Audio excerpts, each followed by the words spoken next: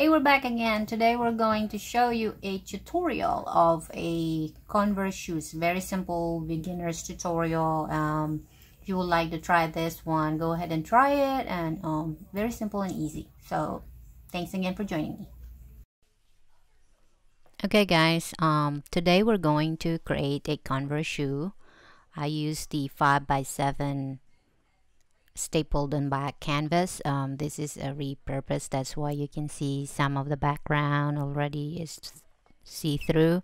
I just painted it with gesso, or you can use the regular titanium white. So I have a reference on this one, a picture. You can go research a picture of the Converse shoe you like. So this is the one I like, and I just sketch it using a regular pencil. Again, if you are not comfortable doing the freehand drawing, you can also use a sketch or trace it if that would be easy for you. I try to freehand it and keep trying and trying until the proportion that I wanted is right. Or you can also practice drawing before you do this in the canvas. That would also help. Just get you a paper, scratch paper, to try and practice your drawing, and then when you're comfortable enough to do it in your canvas, then you can do it that way as well. So this one is just a guide for me when I try to paint and just roughly sketch it in the canvas. For this tutorial, I mainly used couple colors, the cadmium red. I think I'm using the quinacridone red as well for the darker section, and then of course the titanium white if we needed a highlight, and the black. And I also use the parchment color because the parchment color pretty much the color of the actual Converse, the rubber section. If you don't have the parchment color, you can use the regular titanium white mixed with a little bit or a hint of yellow. That will work as well. And then I use first the quinacridone red, the darker red you have. It needs to be, if you don't really have a variation of red, you can use the regular red, and then in the highlight section, the one that the quinacridone red is my dark, and then the one that with the orange a little bit in there, that would be my cadmium red, and then cadmium orange. If you don't have those, just mix your regular red. For your dark, mix it with a hint of black, and then for your light section, mix your red with orange, and then for the lighter section, just mix that mixture red and orange with a hint of yellow. So you have those variation of colors if you just have the red. But if you can afford to get you a variation of different color reds, then that would also make your life easier when you paint.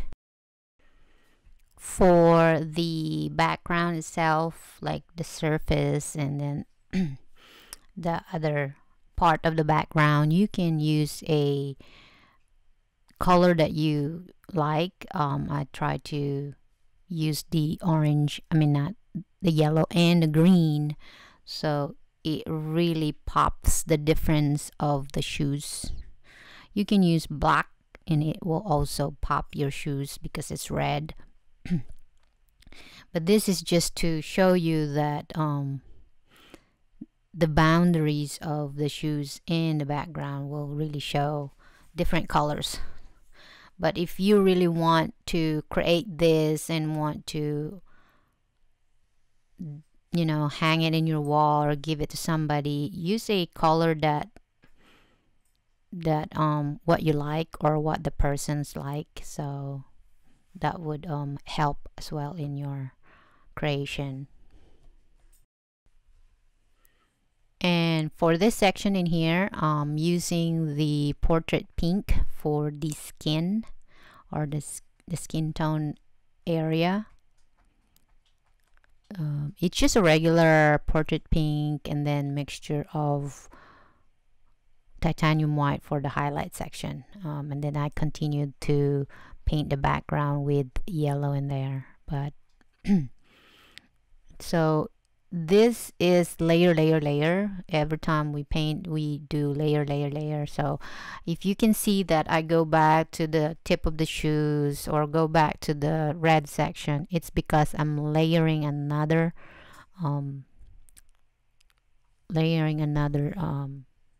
part on that area, because sometimes it's wet, so I have to wait and then layer it again and then go back and do the other section, then go back again.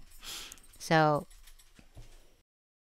the lace section, I have to wait on my red to dry before I can add the titanium white as a lace in there. If you don't want white as your lace, you can use black. It's up to you. You can use blue if you want, but the white one is, I want it to pop on the red, and then just use your regular marsh black or any kind of black you have to kind of outline in there. And you don't really need to do the black outline, but it helps on the section or the edges of our shoes, and also those lace holes. It also emphasize better if you add the black. If you don't want the black, if it's too harsh for you, you can use let's say gray. That will work as well. I have a multiple layer on our laces. So at first it is very opaque, so I have to wait until it's dry and then come back again, and then keep adding another layer on the red section, the darker section, highlight some areas, then go back to my flesh, my legs, then highlight in there, add more emphasis on the lines. So I'll just keep going back when it's dry. Like this one is the second layer of the laces, so it dry, and then now I'm adding the second layer. So it's a multiple layering, and you just have to wait a little bit on which section is dried, and then you work on the other section and then add another layer. And if you don't want to do that, you can stop and then blow dry it. If you just want a particular section done, like one shoes first, do that and then just blow dry, and then when it's dry, keep layering, then when it's dry again, keep layering, and then go to the next shoe section if that's what you want. So like this one, I'm adding another layer for the rubber section, and I'm purposely adding the big chunk in there because I want to make it look like that it is a rubber in there. Just keep in mind that you do need to layer your paints, like the highlight, the darker section. Just keep layering so you get those effects properly. So this is a simple tutorial for beginners only. If you have questions, leave a comment below, and don't forget to subscribe. And thank you again for joining me.